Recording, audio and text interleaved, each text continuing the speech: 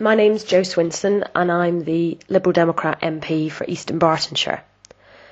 In September 2009, I joined 200 pupils from Scottish secondary schools to visit Auschwitz with the Holocaust Educational Trust.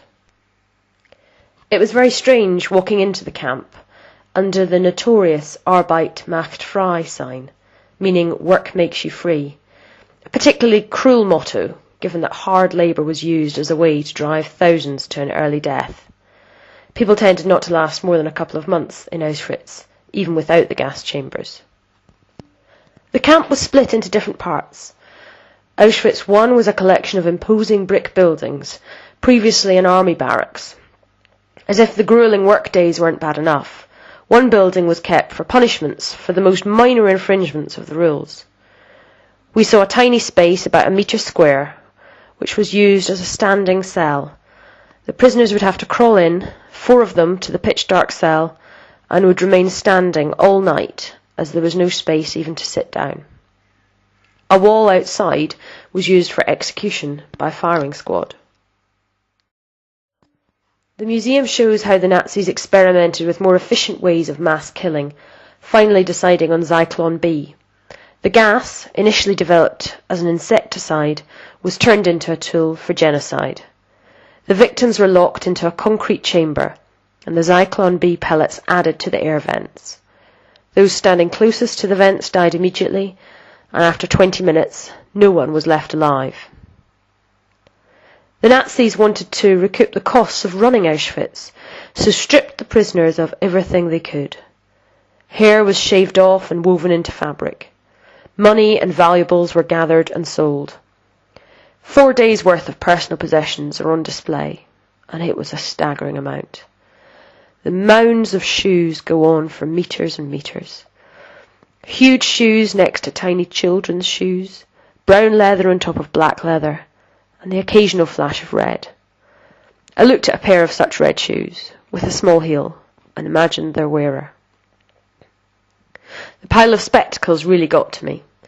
A nest of mangled black frames, intertwined, crushed, and broken. Each pair could tell a story. Auschwitz II, or Birkenau, was an even more bleak environment. Inmates were housed in wooden sheds, many to each bunk, freezing in the biting winter. The children had their own hut, with pictures painted on the walls. The railway line ran all the way into the camp, and the thousands disembarked to face the selection point. Families were split.